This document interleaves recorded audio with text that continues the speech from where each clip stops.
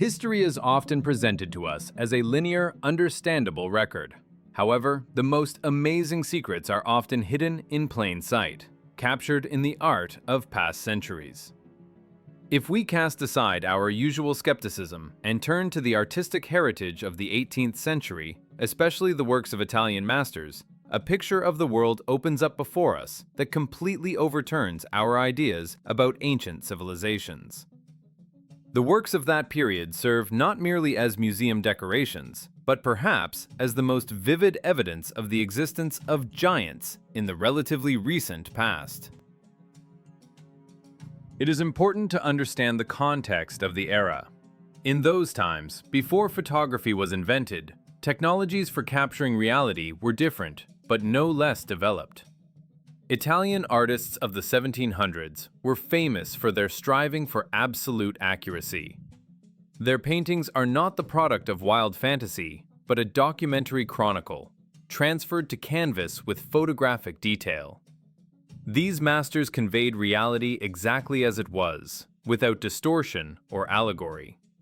It is precisely this fact that makes what is depicted on their canvases so intriguing and even frightening for the modern observer.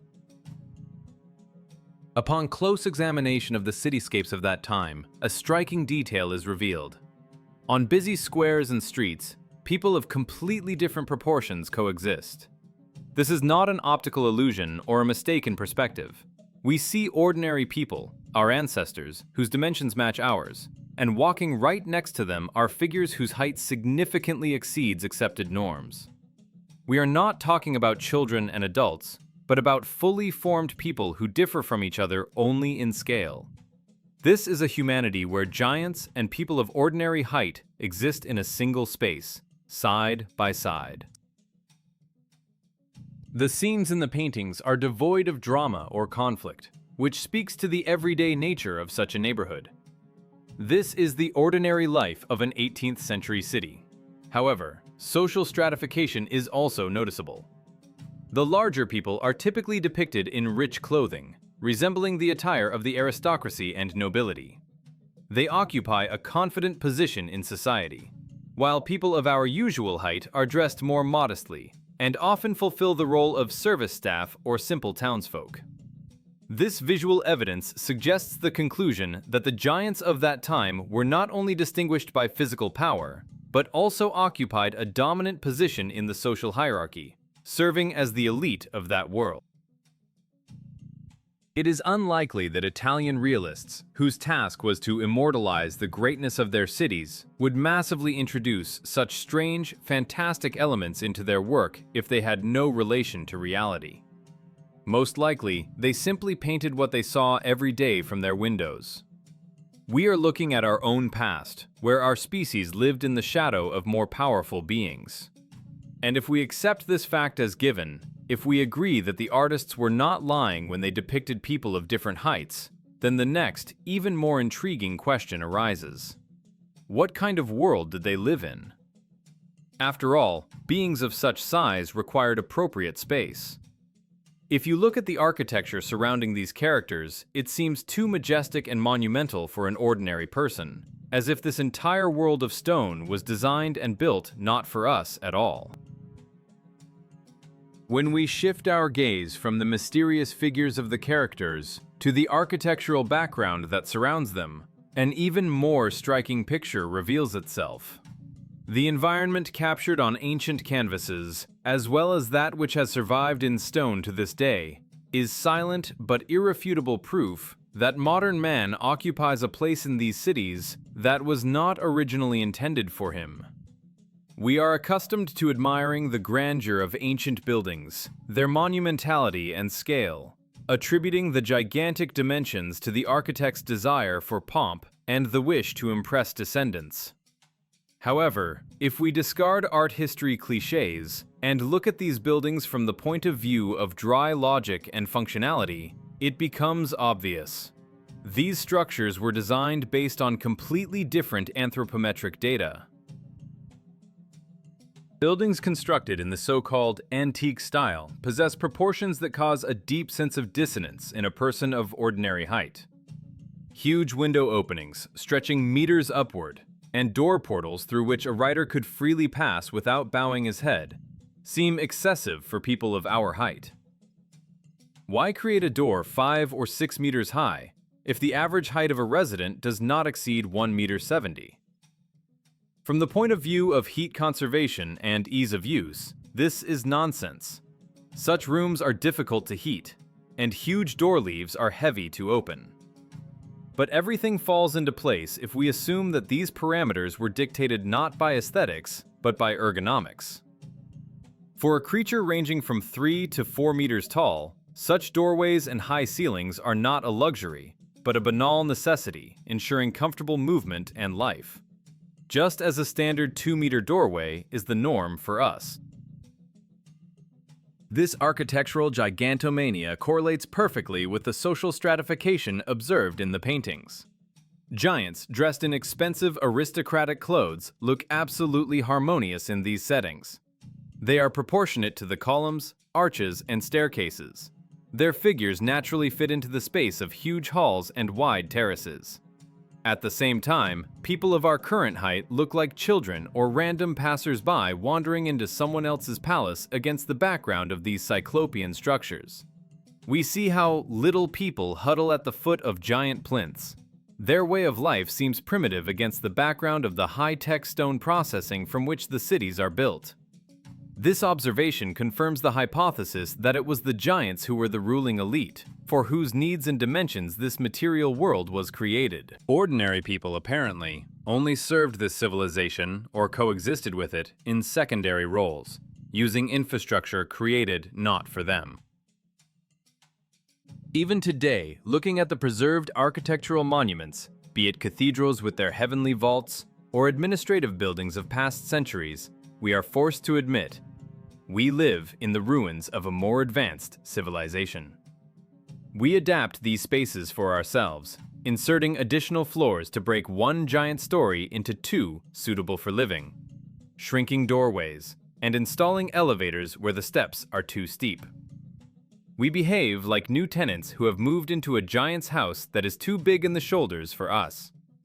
Official history tries to convince us that our ancestors built all this with primitive tools for the sake of abstract greatness. But common sense suggests otherwise. These cities were built by giants and for giants. Words and theories may sound convincing, but the human mind requires visual evidence that cannot be written off as artistic fiction or a trick of the imagination. The most interesting part begins when we stop relying only on intuition and move to a direct comparison of facts. We have a unique opportunity to compare the documented past with our reality, to see the scale of the changes with our own eyes. After all, many of these buildings are still standing, and they are ready to reveal their secrets if you know where to look. The most convincing argument in favor of the existence of another giant civilization is a direct, ruthless comparison of the past and the present. When we take an old engraving or a painting by a famous master depicting a recognizable architectural structure, whether it be a triumphal arch in Rome or a cathedral square in Paris, and overlay a modern photograph taken from the same angle, reality begins to crack at the seams. This is no longer a question of art interpretation. It is the dry mathematics of proportions, which tolerates no double meanings. Let's consider a specific example. A classic antique arch with massive columns. In an 18th century painting, we see a person standing close to the base of a column. His figure looks harmonious. His head is significantly higher than the pedestal, reaching the first decorative elements of the column shaft. This person is confidently integrated into the space. He is proportionate to the architecture. Now let's fast forward to the present day. Tourists standing in the exact same spot look completely different. Their heads barely reach the middle of the same pedestal that came up to the waist of the person from the past. The difference in scale is colossal. If we perform simple geometric calculations, taking the average height of a modern European as 175 centimeters, then the character from the painting, to occupy such a position relative to the column, must have a height of at least 3 or even 3.5 meters. This comparison is not an isolated case. It is repeated in dozens and hundreds of images across Europe. We see the same doorways that today seem absurdly high, and people in old campuses filling these openings with their height quite naturally. A persistent, almost physical feeling arises that we are living in someone else's stage set. It is as if humanity moved into an abandoned city built for a race of titans, and now we are trying to adapt this world to our modest dimensions, not noticing how ridiculous we look against the backdrop of this cyclopean grandeur. We walk through streets that are too wide for us, enter doors whose handles would originally have been above our heads, and look out of windows whose sills are at our chest level. The scale of the deception becomes obvious. We have been convinced that we are the pinnacle of evolution and the builders of this world, while the facts scream that we are merely dwarves wandering among the ruins of greater predecessors. Of course, any critical thinker will immediately ask a logical question, one often used by skeptics to destroy the giant theory. If all these buildings were built for people 3 meters tall, why then are the steps of the stairs leading to these temples and palaces of a quite standard size familiar to us? It would seem inconvenient for a giant to shuffle along tiny steps. However, this contradiction has a frightening and completely logical answer, which opens an even darker page of our history. First of all, we should not forget the possibility of coexistence. If we accept the hypothesis that giants were the ruling elite, and people of ordinary height made up the serving class, or simply lived nearby, then the architecture had to take into account the interests of both. But a different scenario, connected with global changes in the appearance of cities, seems more likely. We often ignore the traces of catastrophe that literally lie beneath our feet. Photographs of excavations from the early 20th century in Rome, Moscow, St. Petersburg, and other old cities demonstrate the same picture. The first floors of buildings are deeply submerged in the ground. Streets are buried under meters of dense clay and earth. This is the famous cultural layer, which official science explains as the accumulation of trash, but which looks more like the consequences of a massive mud flow or flood.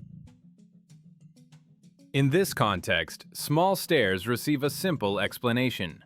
This is the result of later adaptation. After the giant civilization disappeared or was destroyed by a cataclysm, surviving people of our height began to inhabit the surviving monumental structures. They dug out entrances, remodeled interiors, broke huge halls into floors, and, of course, relaid stairs to make them comfortable for themselves. Or they built new flights of stairs on top of the ruined giant steps. We see the result of reconstruction, not the original design. History was intentionally sanitized. Those who came to power after the catastrophe rewrote the chronicles, removed mentions of giants from textbooks, turning them into myths and fairy tales. But they could not destroy millions of tons of stone. The buildings remained as silent witnesses, but their true purpose was distorted to please the new paradigm. We were told that we built these majestic structures with primitive chisels, and we believed it, despite the obvious absurdity of this claim. Buildings can indeed be rebuilt, stairs relaid, and doorways bricked up to reduce them to the necessary size. But what about objects that cannot be changed? There are artifacts that break any attempt to explain their existence from the point of view of the anthropometry of an ordinary person. In museums and private collections around the world, there are things that a person of our height physically could not use, and these objects are neither symbolic nor ritualistic. Take, for example, ancient folios. We are not talking simply about big books, but about giant tomes weighing up to 40 to 50 kilograms, with a binding height exceeding a meter. The official version states that this was done for solemnity or to fit more text, but try to imagine the process of reading such a book. For an ordinary person to turn one page, they need to stand up, use both hands, and exert significant physical effort. Reading such a text while sitting at a table is impossible. The letters are huge, and the human field of vision does not cover the page entirely. But for a creature 3 to 4 meters tall, such a book would be equivalent to our standard A4 format. The font, line spacing, paper thickness, everything is calculated for giant hands and eyes located at a completely different height. An even more graphic example is weapons. Museums display two-handed swords, Zweihanders and claymores, whose length exceeds 2 meters and whose weight is such that only a trained athlete can lift them, and then only for a short time. To speak of fencing with such monsters in real combat is ridiculous. The inertia of such a blade would make its owner easy prey after the very first swing. Historians claim these are ceremonial weapons. But many blades have notches, traces of blows, and resharpening, indicating that they were actively used in battles. By whom? By a man who would get tired just holding it up? Or by a warrior for whom this sword was a standard lightsaber? The same applies to firearms. Giant muskets, which are today called wall guns, have stocks that are impossible for an ordinary person to brace against their shoulder. The trigger is too far away. We are told that they were operated by crews of 2 people. But the design of the stock clearly points to individual use by a creature with long arms and broad shoulders. Let's not forget musical instruments. Huge double basses and cellos preserved from those times require a musician to have superhuman fingerspans and arm lengths. For an ordinary virtuoso to play a full piece on them is extremely difficult, if not impossible. All these objects, books, swords, guns, instruments, were created with perfect ergonomics in mind, but the ergonomics of a species, not our own. This is not symbolism or hyperbole. These are the everyday items of real giants who once held them in their hands, just as naturally as we hold smartphones. And if the material evidence is so obvious in Europe, it is logical to assume that traces of this race must be recorded in other corners of the planet. If the geographical scope of artifacts seems limited, one only needs to broaden the horizons and look at the heritage of other great civilizations to understand. Giants were a global phenomenon that knew no borders. Traces of their presence stretch across continents and millennia, from the sands of ancient Egypt to the Gothic vaults of medieval Europe, forming a single stone chronicle that we stubbornly refuse to read literally. Ancient Egypt provides perhaps the most extensive and vivid material. The walls of temples and tombs are covered with bas-reliefs and frescoes where the same plot repeats with frightening regularity. Figures of enormous height stand next to people who barely reach their knees. Official Egyptology has fed us a convenient explanation for decades, calling this hierarchical perspective. Scholars claim that the size of the figure in the drawing depended exclusively on social status. The pharaoh was depicted as a giant because he was godlike, and his servants and enemies as small to emphasize their insignificance.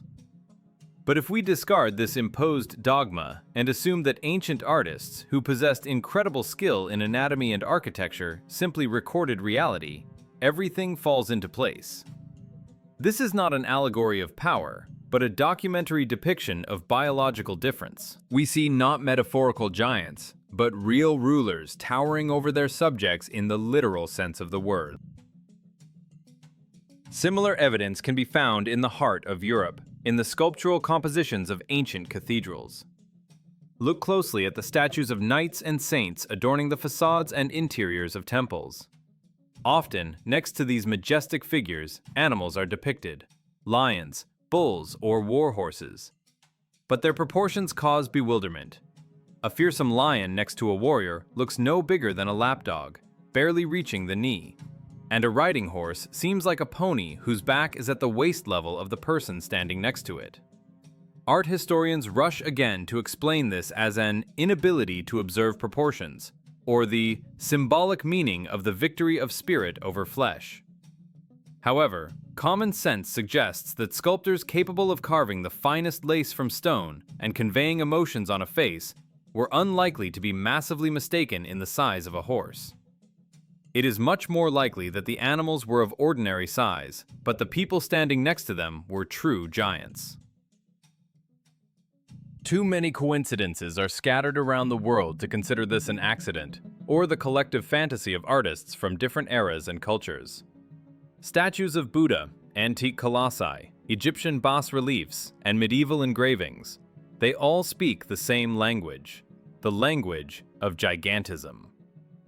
They try to explain to us that in the past, people thought exclusively in symbols, ignoring reality. But perhaps there is much more common sense in ancient art than in modern history textbooks. Everyday objects, architecture, and images fit together into a single puzzle, proving that a race surpassing us in all parameters once existed on Earth. However, if the evidence of their existence is so obvious and tangible, the most important and disturbing question arises, one that gives researchers no peace. Where did this powerful civilization disappear to? What could wipe off the face of the Earth beings possessing such strength and technology? And are they really gone forever? Or does a particle of their heritage, their blood and genetic code continue to live in us, reminding us of itself from time to time with unexpected manifestations? Even if stone can be destroyed by time or rehewn by new masters, biology is much harder to deceive. Nature possesses the amazing property of preserving information through generations, and what we are used to considering anomalies may actually be the key to solving the riddle of our true origins.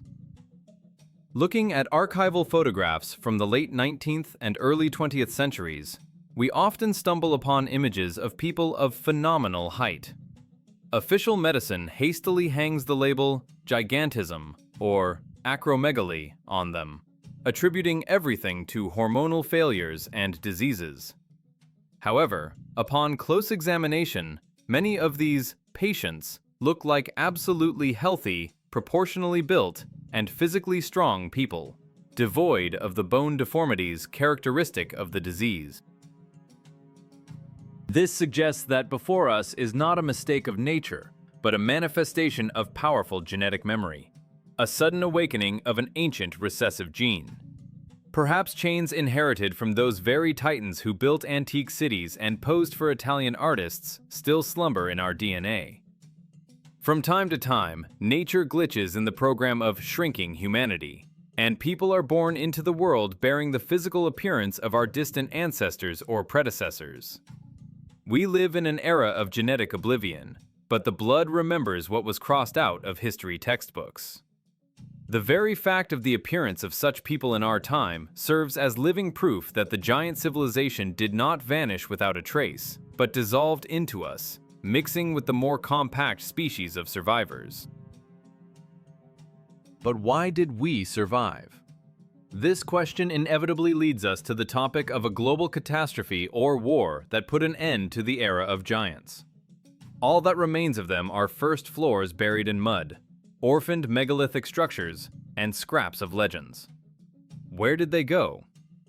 Most likely, the answer lies not in secret Antarctic bases, but in the relentless work of time and those who rewrote history. We live on ruins that we claimed for ourselves, convincing ourselves of our own greatness. We look at giant arches and doors without noticing their true scale because we were taught not to ask unnecessary questions. Today, when we have access to archives and the ability to compare facts, we stand on the threshold of a grandiose realization. Giants are not a myth, not a fairy tale, and not an allegory. This is a real chapter of our past that was intentionally torn out of the book of existence. Denying this fact is profitable for those who want to preserve the illusion of linear progress, where modern man is the crown of creation. But one only needs to open one's eyes once, stop blindly believing textbooks, and trust what one sees with one's own eyes, and the old world collapses. We are not the only masters of this planet, and perhaps we never were. History is waiting to be rewritten anew, but this time, relying on the truth frozen in stone and in our own blood.